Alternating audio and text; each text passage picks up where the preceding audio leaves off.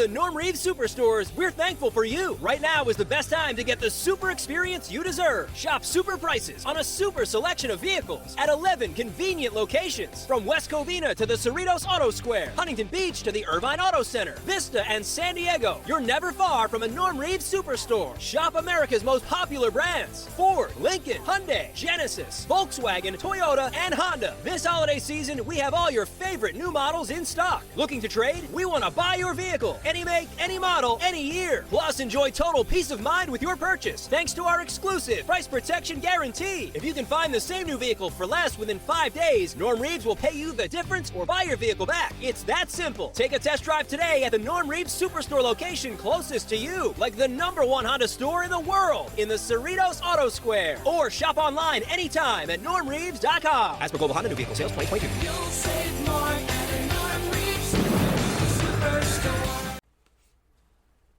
Oh, man. So, let's see. Managed to get a bunch of stuff done. People are still debating whether Sasquatch is real. You know he is. I mean, after a while, he makes public appearances all the time. I'm not going to really say what his name is, but he's one of the most influential billionaires on this planet.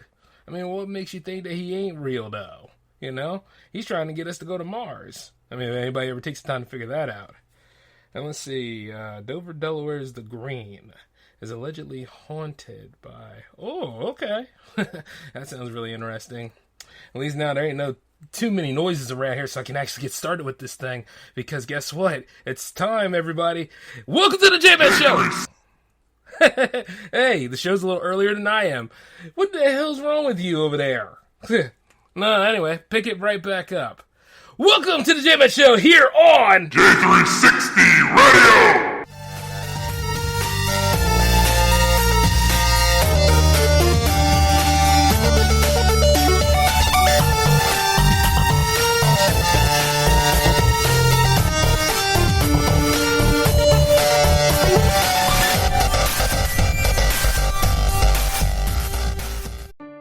Did you miss your deadline to renew your Medicaid coverage?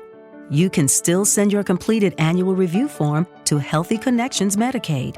You may be assigned to another health plan, but you can ask to come back to First Choice within 60 days of renewed Medicaid eligibility. It's your family. It's your choice. First Choice is the right choice. Renew and choose us. Visit selecthealthofsc.com/renew to learn more. Voy a ponerme la vacuna Prevnar 20 porque estoy en riesgo de contraer la neumonía neumocócica, la cual pudiera llevarme al hospital. Así que preguntaré sobre Prevnar 20. 65 años o más, puedes estar en mayor riesgo de contraer la neumonía neumocócica. Pregunta a tu médico o farmacéutico acerca de vacunarte con Prevnar 20. Vacuna conjugada antineumocócica 20 valente, una vacuna de Pfizer que puede ayudar a proteger contra la neumonía neumocócica con una sola dosis. Prevnar 20 está aprobada para adultos para ayudar a prevenir infecciones contra 20 cepas de la bacteria que causa la neumonía neumocócica. La aprobación continua puede depender de un estudio de apoyo. No uses Prevnar 20 si has tenido una reacción alérgica grave a la vacuna o a sus componentes. Adultos con sistemas inmunitarios debilitados pueden tener una respuesta reducida a la vacuna. El efecto secundario más reportado fue dolor en el área de la inyección. Para más efectos secundarios comunes e información completa de prescripción, llama al 1-855-213-2138 o visita Prevnar20enespañol.com. Pregunta a tu médico o farmacéutico sobre Prevnar 20. Hey, what's going on, J360 Legion? How are you all doing today? This is the J-Man, of course. We're back here on the show that started it all, the flagship, the one, the only, the J-Man Show. Here for episode 206, baby. Can you just feel the ascension? Can you just feel the motivation? Can you just taste 300 coming? I usually do every time, you know, like one way or another, as we're climbing up this stuff, it's coming together, and I love it. And I just found out not too long ago, I actually have a shot in getting this partnership deal here. So I'm going to go ahead and just reach for everything that I can. And you know something? I love doing them cold opens, man. They get funnier every time, you know? But I'm going to tell you this. One way or another, I am working on some of the power play stuff around here. I managed to get that Atari 2600 working, and oh my god, that game system is a beast. Oh man, see, I won't even need to look anywhere else right now because I gotta go build that library. So if there's one thing I'm gonna be doing, I'm gonna be hitting up flea markets and thrift stores all across the land like I did when I was a kid years ago when I was like knee deep in retro gaming. Like at one time, I just had to try to get stuff in the NES library. I remember one time making that a mission to try to get all the games for the NES, and I would go over to like the flea market that's not too far from here. It's like, it was like this huge red complex, man, like so many things there, like you could just do so much. And like they always had like this big section for like comics and games, and man, I lost myself in there a lot of times. That is, unless my mom or my aunts would be like, hey Jay, we gotta hurry up and go, we got to get out of here. And you see, the thing about it is, I realize at that point your elders might be a lot more antisocial than you are, because for as many times they like going places, they ain't like staying. I wish I were kidding. I mean, like, you ever, like, when you're a kid, you explore a lot of things. So when you explore stuff, you tend to linger and you tend to look at stuff. But when you become, like, an adult, like, you really don't want to hang out with stuff much. Unless the environment's cool, because, there is such a thing as J360 Jams, and people love to hang out there, and as you should, because we have a new episode of that coming up this Friday. Episode 24 will land. The voyages continue, and I just can't wait. And as I segue into that, I want to go ahead and pull myself back here about the terms of exploration. And sometimes exploration leads to great stories, And then I just look and see how, like, certain people just rush, whereas at times, you want to kind of figure it out. There's so many mysteries and complexities out there that you're going to lose sight of that. You're going to walk away from all that, where at the same time it's okay. Like, I love the fact that I was up in there and I saw like some rare Wolverine action figures, and I saw it was this cool, I think it was like a football poster or something, but it had like Joe Namath on it too.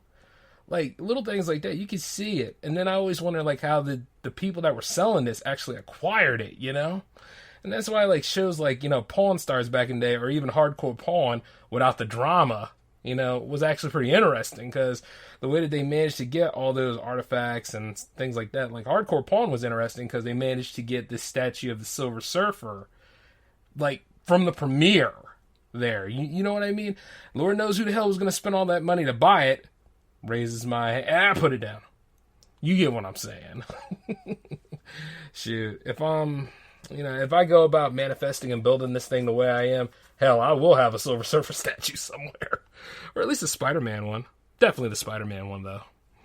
One way or another. I feel like the Silver Surfer every time I do jams, Traveling through the interwaves and making you all some excellent content.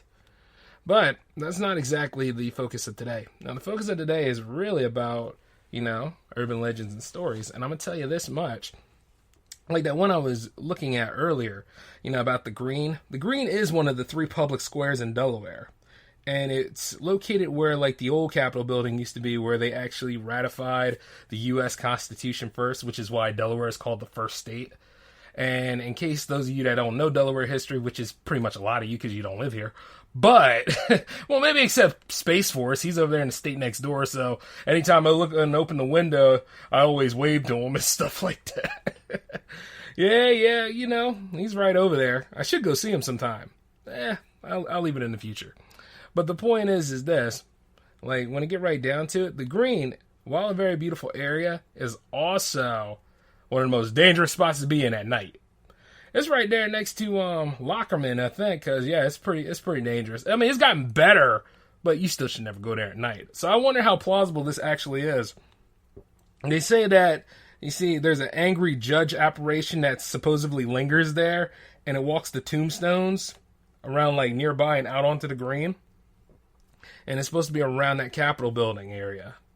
It's interesting because, I mean, like, I've talked to people about this one, and some people don't even know the name of the judge. And then there are some people that are like, yeah, the tombstones and areas around there, like, nobody goes near them. So, but then they do first night over there when it's like, they do this big celebration for, like, when the new year comes in.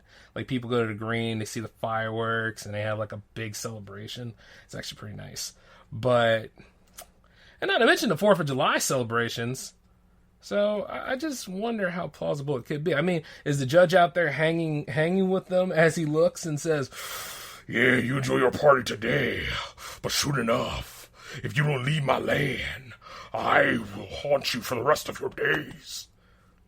I sure hope that worked, man, because I was going for creepy, but it felt like Swamp Thing. But hey, I just really wonder how plausible it is. It's a very interesting one because it has been proven. Now, there has been some that have been proven about whatever the hell lives out there in the Great Cypress Swamp down in South Delaware. Now, if you ever want to film like a horror movie or something, like a backwoods movie, that is the perfect set. But I wouldn't recommend you go out there like on rainy days or whatever, because the swamp tends to rise, and I think it becomes sentient. I'm sure probably like Man-Thing doesn't live down there in Florida. He does in the comics. He lives in Delaware. Let's just put it that way. I'm claiming it, damn it. And, that whole thing about Bigfoot being, you know who. It might be true. You've noticed that every time we see, that certain billionaire roaming around, we never really hear from Bigfoot. I'm just letting you know. You don't see him in the same room. See what I'm saying? Now, to start us off, we're going to be looking into stories, I want to say at least 3 to 4 from James Proud and his book, Urban Legends, Bizarre Tales You Won't Believe. And I'm going to tell you one way or another, this is a damn fine book. So if you ever get a chance to see a copy or whatever, I highly recommend you pick it up. That's my little book club speech for you all. Reading is fundamental. Be about that life.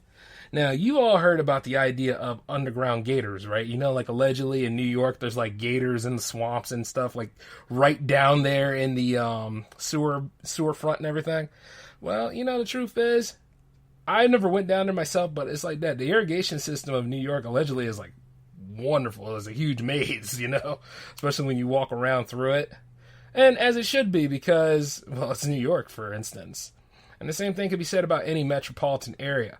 So that makes you wonder, are lizards and all that kind of stuff down there? I mean, because, technically a sewer is an ecosystem of its own, not to mention that a lot of our feces go down there. So it makes you wonder exactly if it's true or not. But hey, let's take a look at the story, okay? Now, this says, a popular tale, or should it be tale, whoo pun, that has been circulating since World War II concerns the possible inhabitants of New York's Labyrinth System Network. Various newspapers have reported alligators being trapped in the sewers, usually identified as unwanted pets. Supposedly, tourists visiting Florida, where the alligators are found in the wild, would buy young reptiles as pets. But when they would realize that they were growing gators that were no longer that cute and would soon outgrow the bath, they flushed them down toilets and in drains. And if the alligators survived this ordeal, they grew fat on the thousands of sewer rats that weren't expecting to find an apex predator around the next corner. And they made it with each other to create a subterranean reptile swamp. The first reported sightings emerged in the 1930s when sewer workers caught flashes of creatures in their flashlights, and hunters prowled the tunnels armed with rifles. In 1935, the New York Times reported that the youth shoveling snow into a manhole had spotted an 8-foot alligator in the water at the bottom of the drain pipe. He was extradited and killed, and some say that sewer gators go blind and lose their color due to the lack of sunlight, like other known reptiles that live in complete darkness. Now, stories of these reptiles growing up to unprecedented proportions due to the effects of noxious chemicals in the drains are particularly unsettling. Alligators have been known to travel through storm drains in southern American states, often emerging in suburban neighborhoods, thus proving that they can survive in these environments. Well, that's true. There's been a lot of documentation of like alligators popping up in areas, like coming right up out of the toilet drain and all that kind of stuff.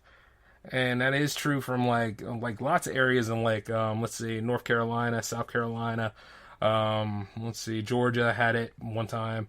I don't know if Delaware actually had an incident like this, but with the way things are going and how Earth changes after a while, I believe it's going to happen. I mean, one way or another, it's like we're not far from New York anyway, so they might already be here. It's one of them kind of circumstances is where, once you put your ass on the pot, you're at your own risk because chances are something might come up and, bite you in the sphincter. But that's just the way it goes, from time to time. I mean, one way or another, it's a freak accident, and just make sure you got insurance for anybody that sits down and just drops a load. I mean, just one of them kind of things. I wouldn't be surprised. I mean, people do buy them, they do go down there and they buy that kind of stuff. I wonder what happened if I actually had a pet alligator. I wonder if a lot of those, I wonder how many friends I would actually have at that point. But then again, I'm not going to get into that because there was a lady that bought a chimp, remember? So, here's one with sewer rats since we were talking about them. Even if you live in a country that doesn't suffer from infestation of alligators or snakes, you're still not safe. In any major city, you're probably at risk from coming across another unwanted visitor in the bathroom. A woman in South London was bitten by a rat that tried to jump out of her toilet while she was still sitting on it. To her horror, she looked in the bowl and saw several other rodents trying to escape, and they weren't put off by repeated flushes. She used the toilet plunger to plug the hole until pest controllers arrived to sort out the problem. In another incident in the same area, a couple heard a strange scratching coming from under the toilet seat and opened it to find a rat trying to get out of the bowl. Rats can hold their breaths for long periods of time and squeeze through the tiniest of gaps. They find it easy to shimmy up drainage pipes from city sewers into toilets in search of food and whatever else people flush down toilets. And American toilets are particularly attracted by the food disposal systems and kitchen sinks, with sightings spanning from Seattle to Europe. Well, that's not really an urban legend. That's just how the sewer rats live. Yeah, I mean, you got to understand. I think I made a joke about this one time or another. Like where, if you corner a rat, you will fight to the death. And one way or another, that rat's not giving up without a fight. So you might want to make sure that you have either a knife or a billy club and just go to it. You know what I'm saying? Like when it's really a throwdown kind of scenario. That's just the life of the rat. That's really true. I mean, the way they squeeze through things, you get this big, fat, nasty rat that come up out of nowhere, and then all of a sudden it looks at you like, what the hell you looking at, sumbitch? And then you look back and you're like, oh, you called me sumbitch, huh? And then at the end of the damn day, you just pray that his 4 sons, who were all trained in ninjutsu, don't come up after it, because one way or another, it's you and him at that point. It's Thunderdome, baby! Usually when you see a rat.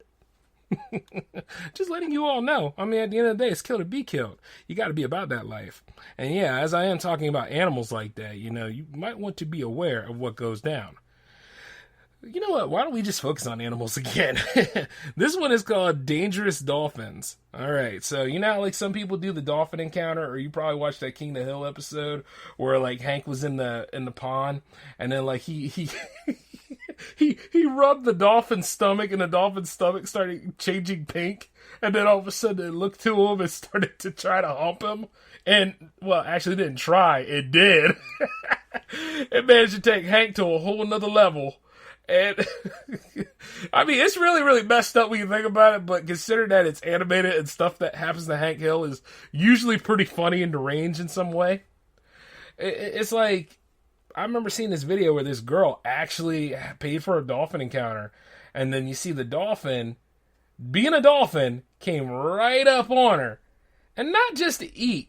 He came up right on her to say, waka waka wow, wow, waka wow, wow. And then like going back and forth, doing the motion and everything. And she over there, she having a good time with it though. But you see, later on, her and her boyfriend actually sued it because they didn't realize that the dolphin was actually on its, you know what I mean. So as it was going through the motions and stuff, the I don't know how I can put this story without like not putting that in your mind, but I'm gonna have to because 1, this is the J-Man show, and 2, I gotta get to the point. It's she was covered in donkey spunk for like the whole vacation. Like she had a smell and an odor. So kind of like it is when you get stink dick. I'm just saying. But when it get right down to it, or some of you ladies out there with your vaginal backdraft, you get what I'm saying. We're human. We disgusting as hell anyway. Deal with it. But you know how that stuff gets crazy. And then chances are, if that dolphin is not having fun at that moment, because they have fun like we do, it might be looking to kill. And this particular story here is called Dangerous Dolphins. So, and get this, all right? If you're ever swimming in the Gulf of Mexico and you come across a friendly-looking dolphin, don't get close to it. It might have a license to kill. In the 1980s, the U.S. Navy began training dolphins and sea lions as undercover operatives, fitted with electrical sensors that their handlers would use to control them. The mammals were deployed to detect mines in port and keep watch for enemy divers around nuclear submarines and ports and to help protect warships at sea. When Hurricane Katrina devastated the Gulf of Mexico in 2005, a story began circulating that a pod of these highly trained and intelligent creatures had escaped into the sea from a facility on the coast of Louisiana. Oh, hey, Rob. Yeah, that's where he's from. Even more frightening were the rumors that these particular crustaceans were trained not just to patrol, but to kill. As a U.S. warship was targeted by terrorists in a harbor in Yemen in the 1990s, the U.S. Navy apparently started to train the dolphins for more aggressive missions. Fitting them with toxic dart guns to shoot at underwater intruders, the government refused to confirm or deny that the animals were missing. Dolphin experts expressed concern that the escaped animals may have been conditioned to attack divers in wetsuits and naval training exercises, and that they would be able to tell the difference between a terrorist and a regular swimmer. Oh, wait, they said that they would not be able to tell the difference between a terrorist and a regular swimmer. Yeah, okay. Let's see. Luckily, nobody ever reported meeting the combat crustaceans, or at least nobody survived to tell the tale. Before their success with dolphins, the U.S. Navy tried to harness the powers of larger sea animals. They wanted to train pilot whales and orcas to follow boats out to sea and to also retrieve items such as explosives from the sea floor at depths that human divers could never hope to match. And in the late 1960s, a male orca called Ishmael, after the Moby Dick character, was captured off the coast of Washington State and trained in California before being transferred for open sea testing in Hawaii.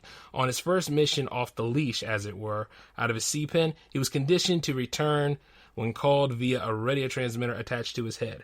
After several hours of retrieving items, Ishmael apparently got bored of the test, slapped his great tail on the water near the observation boat, and swam off into deep water. He ignored the radio messages calling him back and was never seen again.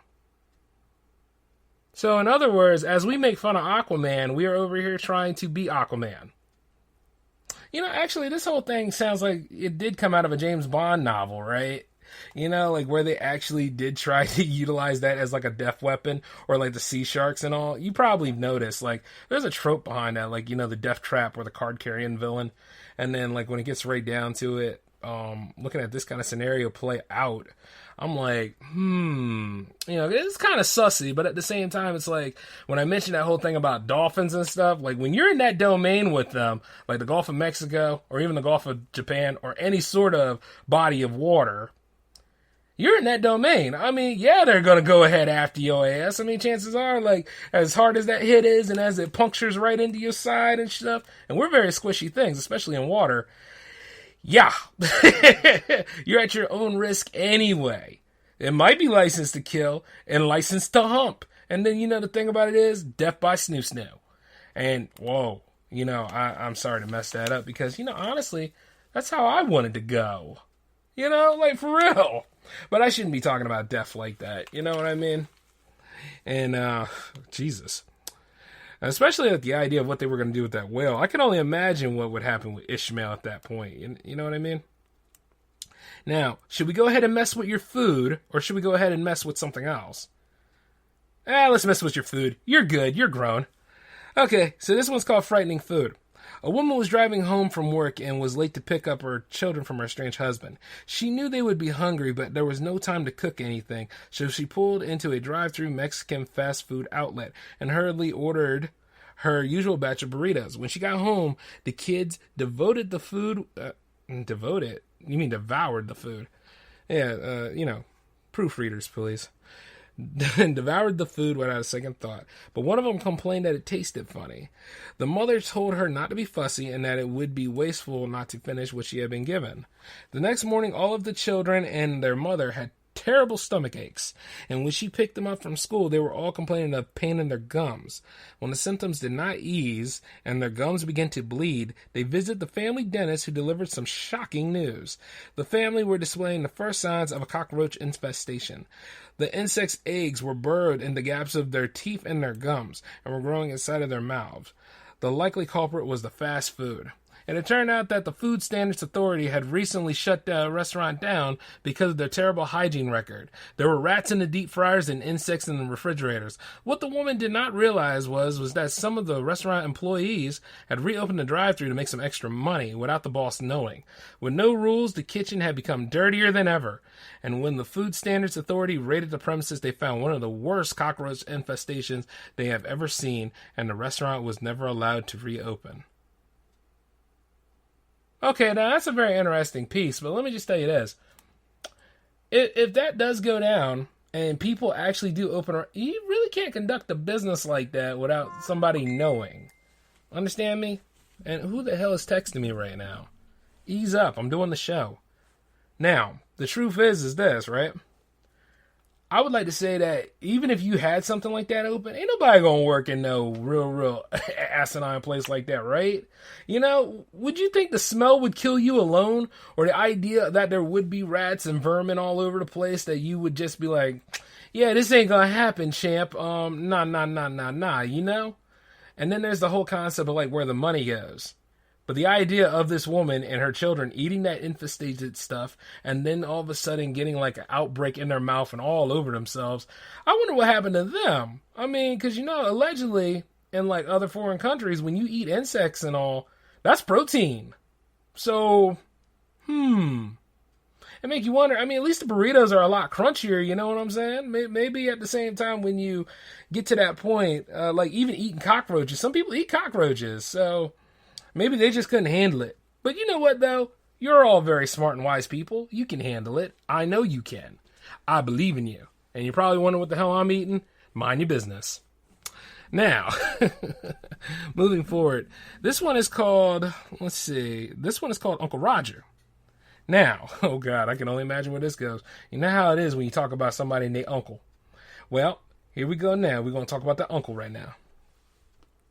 Okay, a Dutch woman and her husband had moved to South Africa for a year. She landed a new job in Cape Town, and her husband happened to have some elderly relatives in the region, including a kindly uncle named Roger. The couple liked their new country, but they had missed their home comforts, so the man's parents sent them from Holland with their correspondence. The expats replied by sending South African delicacy like biltong and various obscured sausages. You don't say. One day, the man's parent received a jar of powder in the post from South Africa, but the accompanying letter was missing, and they assumed that it had got lost in the post, as it had traveled a long way to Europe. The jar was unlabeled, but they took it to some kind of African flavoring, or perhaps an instant hot drink. It tasted strange, but quite meaty, and so they had a mug full with hot water, and they always thought that they should try new things, and then left it in the cupboard. A couple of weeks later, they received the missing letter, and it said that the couple were having a great time abroad, but sadly Uncle Roger had died in his sleep. They had to cremate him, and as one of his last wishes had to be the return home to Holland. They had sent his ashes in the parcel for his half-brother to spread on the canals where they grew up, and there was nothing else in the parcel, and what had happened slowly dawned on him. They made Uncle Roger into a disgusting hot drink, and the rest of him was sitting in the kitchen cupboard. At least he'll be with you forever. I don't know why you're upset. I mean, at the end of the day, you know, you stirred up Uncle Roger, and then you just noticed that not only did you love him from head to toe, but you also tasted his forehead and his dick.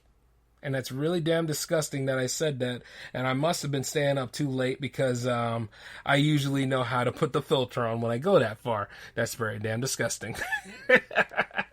Uncle Roger doesn't deserve this. That'd be kind of interesting, you know?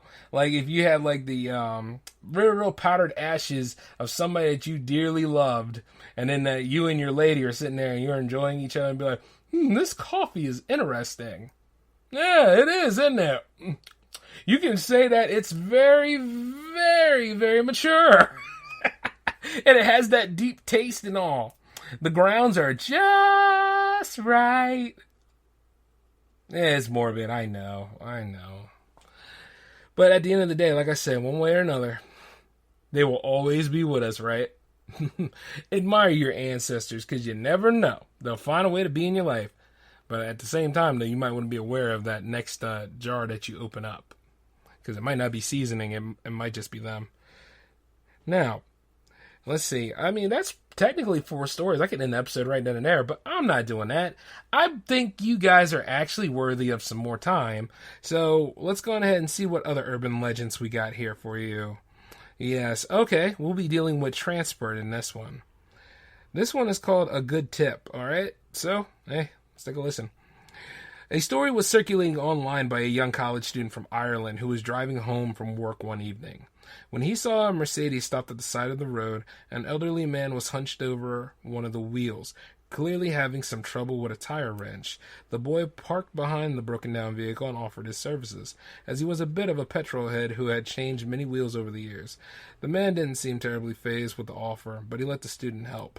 While he was working, the young man complimented the owner on his choice of car and made jokes about his own vehicle, which he could barely afford to keep on the road. He liked to talk, and by the time the wheel was changed and the owner was ready to drive away, he had told him most of his life story. The driver had barely said a word until then, but he asked the student's name, thanked him, and was on his way. A couple of weeks later, the student was going through his post one morning and opened an envelope. Inside was a check for £10,000 with a handwritten note saying that hopefully by the time he finished college, he might be able to buy a Mercedes. Oh, see, that's cool. Like, oh, man, see, that's awesome. See, why can't I have a scenario like that? You know what I mean? Like, where I help somebody and then they end up giving me a bit of money and say, I hope your movie works out. Or they end up saying, like, you know what? You're going to need something to help you out with J360 Productions a little bit. Take the edge off. Like, that right there, that's actually pretty cool. However, you know, considering the circumstances and the way human relations are nowadays, and not to mention, like, how anything can go from 0 to 60 at any moment, it's kind of tough to say. But there are some decent people out there. And, you know, like, some of y'all are probably sitting there saying, like, I wish I had that kind of dough. And I'm like, you know something? You're not alone in that. Especially if you're, like, in college, you know? Like, little things like that. Let's see. This one is called The Abbey. Actually, no. Going back to it, I actually like that story. So, put a pin in that one. This one is called The Abbey. Now, many years ago, a bus driver was working the night shift on a Sunday night in a British city. He was driving an empty double-decker bus on his usual route from the city out to the suburbs when he saw something unusual. On his journey, he passed an old ruined abbey, home to the largest cemetery in the city, but there was never anyone at that bus stop, for there were no houses on that road. However, that night, there was something waiting for the bus, a gray-haired man standing as if to attention at the side of the road. The driver couldn't remember the last time he had picked somebody up at the stop. In fact, he initially drove past the man before noticing him in his mirrors. He sighed and reversed back to the stop to pick him up. The man was smiling, which struck the driver as odd, and told him that he wished to go to the next stop, please, before climbing up the top deck without saying another word. Then the driver realized that the old gentleman hadn't bought a ticket, but he couldn't be bothered to stop and go upstairs. The man could pay before he got off. The driver continued on his journey and completed the 20-minute stretch in surprising quick time. He stopped and waited for the man to come down, and when that didn't happen, he yelled that they had reached the stop he had asked for, but there was no reply, and the man did not appear. But the driver got out of his seat and peered up at the top deck. He walked up the stairs and saw that there was nobody. His passenger had disappeared. Was he imagining things? Then he heard the bus door open with a hiss, and he looked back downstairs and saw the smiling man was outside again, waiting at the bus stop. What the man whispered to himself, and he made as if to ask himself what he was up to, but he stopped when he saw the building behind the man. They were back at the Abbey. Next stop, please, said the man as he got on the bus. Whoa. That is awesome. Did you feel the chill from that? I mean, one way or another, it's like this, you know? There's been many stories about, like, how you go about transportation, and, like, there's always that one old building that you never really see anybody living there, but the chances are it's like, you know, there's something there, though. Like, one way or another, like, you see that person standing out in the front, and then, like, you know, you take them somewhere, and then little did you realize it's in the next stop, and you take them to the next stop, and it turns out to be another haunted area, or it turns out to be the same haunted area. Like, that is wicked. You know, there's actually this old house, like, not too far from where I'm currently at, and you see, I drive past it all the time, and it looks like an old broke-down area and all that kind of stuff. Like, the grass is not maintained and nothing's ever really, really upkeeped. But, and I just really didn't pay attention to it. But I always just kept driving by it, because it's on my way to, like, work or on my way to anywhere. And you see, there was one time I was coming back, right?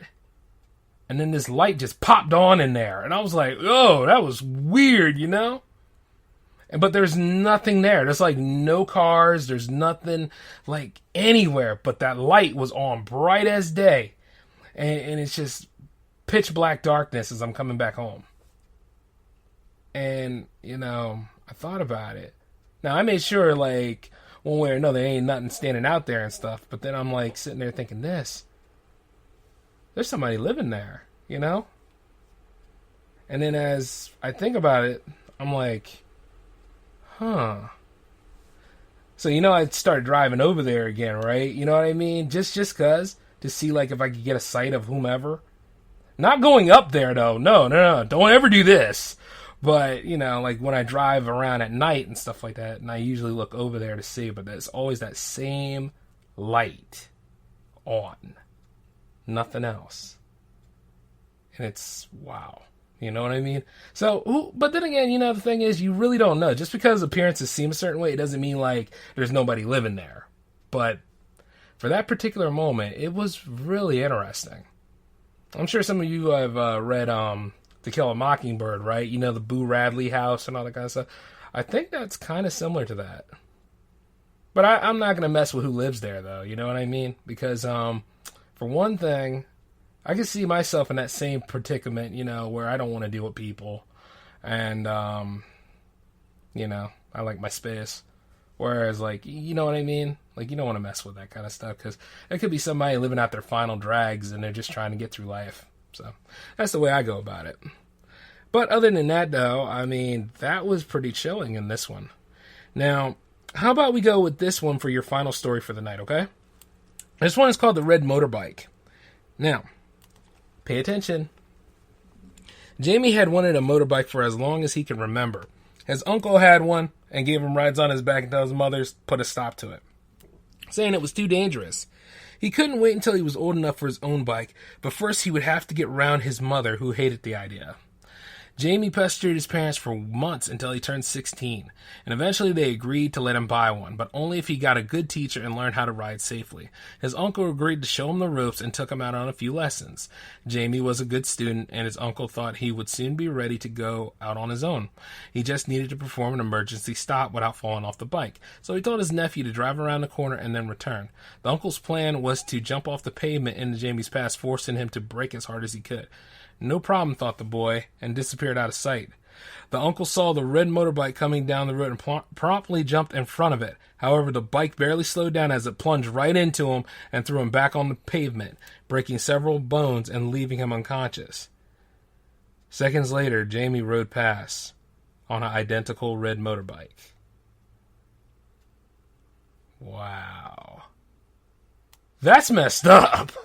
Yo, that is messed up. Like, there are ways to teach people, and, like, right then and there, that's a very extreme way to do it, but it's like, yeah, wow. You know, the irony in that story, like, damn. I mean, give or take, that's wow. So how you all feel about that? Oh, why am I asking that question? Jesus Christ. What is wrong with me? I mean, I've gotten a lot more remorseless since I started, doing this series. Gee, what the hell am I asking y'all that for? Mostly I'm saying that, though, because I want you guys to end this on a happy note. And since we got time until, like, 45 minutes, let's go on ahead and go with another story. Maybe I should have saved that other story for, like, last. Okay, this particular one, this is called... Oh, I can't read this to y'all. Well... Nah, I can't. I can't do that to y'all. That's a terrible story. Okay, well, let's try this one since this has last in the title. Last Journey Home. A young Italian man was traveling home from university at the end of term when a local family joined him in his carriage. Judging from the clothes, he assumed they were rural workers. The mother started to chat to him about the long trip while her husband sat next to her and her son next to him, and they carried the husband into the carriage, apologizing, explaining that he had been drinking too much wine. The man slumped with his cap over his face and didn't move. The son looked extremely embarrassed by the situation and smiled awkwardly at the student the whole time. The mother had never stopped talking, and the student eventually got the feeling that she was trying to distract him. When he leaned over the family to retrieve his trunk from the locker to get something out of it, she insisted that she lift the heavy case herself. And then the son left the carriage and the mother followed, saying that she would only be a minute. The student took the opportunity to put his case back in the locker, lifting it up over the man, but he lost his grip and the case slipped through his hands and landed onto the man's head with a terrible crack. The man slumped to the floor, and the student gasped in horror at what he had done. All his attempts to wake him failed, and he started to worry that he killed the man. He felt for a pulse, but there was none. The student started to panic and decided on his only option. He opened the carriage window and with some difficulty heaved the body out onto the tracks. Just as he closed the window, the woman returned. She stared at the empty seat with a worried look, but the student tried not to let on to anything that had happened. "Where is he?" the woman asked. The student calmly told her that he had gone off the carriage and suggested that he perhaps was in the restaurant car. The woman insisted that that was impossible, and she shook her finger in the boy's face, asking, "What have you done with him?" But he stuck to his story, so the woman sat down, gathered herself, and spoke to him calmly. She explained that she wouldn't get the guard, but the boy must help her find her husband, who could not have possibly walked all the way to the restaurant car. "What makes you so sure?" the student asked. So she told him, "He was dead before he got on the train." They were traveling to his funeral. The boy sat in disbelief as the story explained. The woman's husband had died the night before, and in order to avoid the high cost of taking a coffin on the train, she instead had him dressed up in the usual clothes and pretended that he was a regular passenger. As the boy realized he could no longer be classed as a murderer, he owned up to what he had done, and the man was recovered from the tracks later that day. He was not in too bad a state and made it to his funeral. Irony, man. If there's one thing about these urban legend stories, these urban legend stories are filled with a lot of irony. And that's kind of the whole thing. Because, like, right off the bat, that's just, that's creepy. But it's not as bad as, like, the red motorbike, or as bad as, say, the one story that dealt with the rats. Then again, as we get through our times and the way our society is always shaped, it's usually stories like folklore and urban legends and all that kind of stuff that really shape us. We always like that creepy stuff. Nowadays, we got creepypastas. We're actually pretty good about these things as we go on. And it's always good to, like, read them, and it's fun to talk about. Like, it's a great conversation starter. Like, who really catches the Mothman, and who's seen the Jersey Devil? And, like, is Sasquatch real? Well, he already is. And right off the bat, I'm over here killing moths now. So, it's only because I shined my light and I saw one. Yeah, it's summertime, so these bastards are starting to come in here. But you know what? I've already talked your ear off enough. We had a pretty good episode tonight, and I think I'm going to do another one of these down the line. I know I do have to do a Monster Fest this year, which I'm working on designing for. But, hey, we'll talk about it when we get to it, okay? Now, next up you're going to have is the J360 Power Play happening on twitch.tv/J360 tomorrow. And no. Get the link right. Twitch.tv/J360 TV tomorrow. And that's happening at 10 o'clock p.m. Eastern. Hopefully we won't deal with any buffering problems. And we shouldn't, because I'll be back in the studio that day. And, of course, you also have jams coming on Friday. And, God willing, we'll have a showdown series happening on Saturday around about the same time. Yeah, I'm trying to keep all the shows at 10 o'clock p.m. Eastern, all right? Just so all you guys can come in and enjoy it, and, you can chill with me for a while. But until then, I'm going to go ahead and do some damage control, make sure that this place is 100% fixed up so I can sleep tonight, and I will catch you all then, okay? Take care of yourselves, and, honestly, they're just stories. Nothing's going to happen to you. Well, I hope not. Anyway, this is Jay signing off. Laters, people.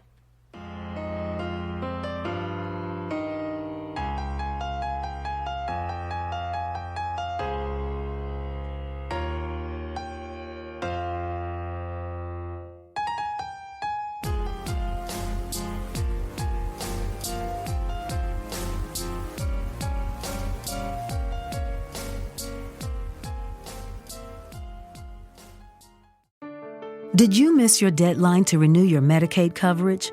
You can still send your completed annual review form to Healthy Connections Medicaid. You may be assigned to another health plan, but you can ask to come back to First Choice within 60 days of renewed Medicaid eligibility. It's your family. It's your choice. First Choice is the right choice. Renew and choose us. Visit selecthealthofsc.com/renew to learn more. Judy was boring. Hello. Then Judy discovered ChumbaCasino.com. It's my little escape. Now Judy's the life of the party. Oh, baby, mama's bringing home the bacon. Whoa, take it easy, Judy. The Chumba life is for everybody. So go to ChumbaCasino.com and play over 100 casino-style games. Join today and play for free for your chance to redeem some serious prizes. ChumbaCasino.com. No purchase necessary. Void where prohibited by law. 18+ terms and conditions apply. See website for details.